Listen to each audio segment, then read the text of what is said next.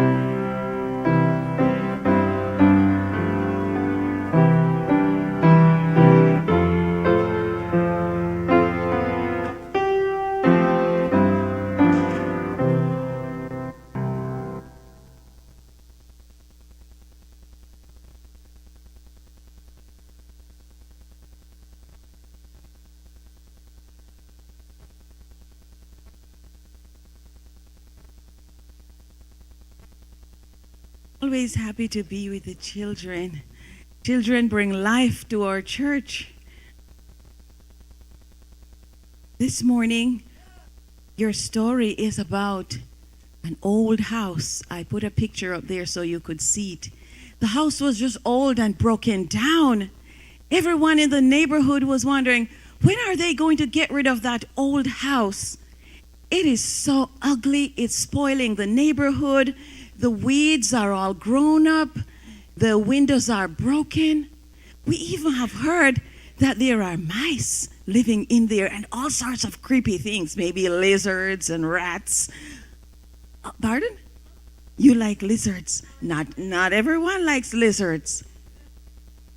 And as they passed that house day by day, everybody said, this is spoiling the look of our neighborhood. People don't want to buy a house here because of that ugly building. It drops the value of our property. So then one day, a lady, her name, they simply knew her as the gardener. Who is a gardener? Somebody who takes care of your plants. Pardon?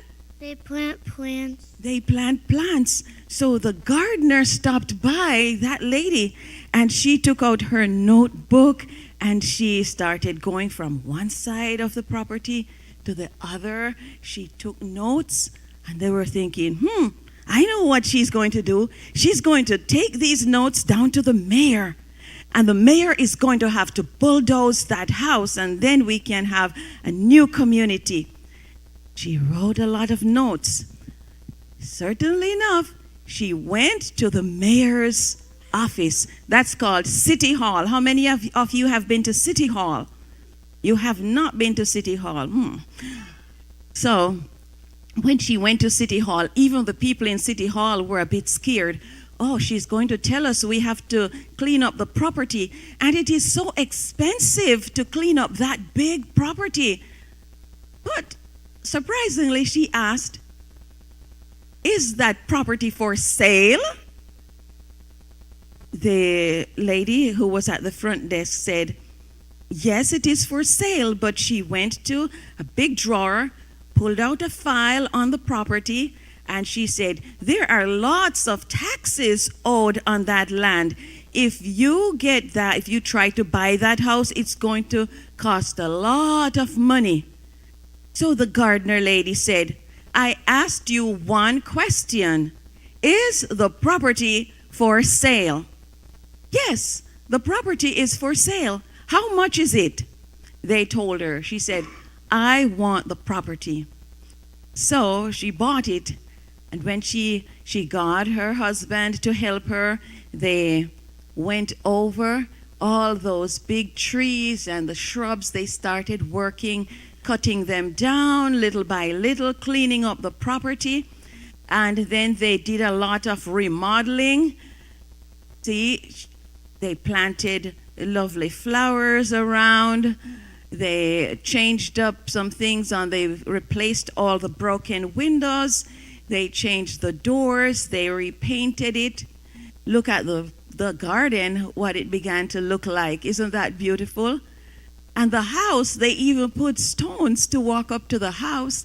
There's a little table you can sit out at in the evenings, sipping a little tea and just talking with your family. It became so beautiful. And then she put up a sign, and the sign said, "Would you like to learn gardening? Stop here." She even put a little pond in the backyard. It became such a beautiful place that people who would generally have avoided the area, they started driving by just to see the beauty of that house and all the gardens. And do you know why I tell you this story today?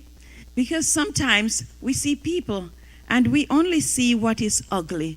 We see people like this. But do you know that God has a plan? God is like the gardener who can clean up all of that, and he can change us all into something beautiful like this. So it may be a bully at school. It may be someone who is just mean to you. It may be somebody you think is nerdy, who is not interested in your games and in your talk. But whoever it is, God is the gardener, and God can cultivate something beautiful and make what seemed so ugly into a beautiful life. So who would like to pray for us this morning?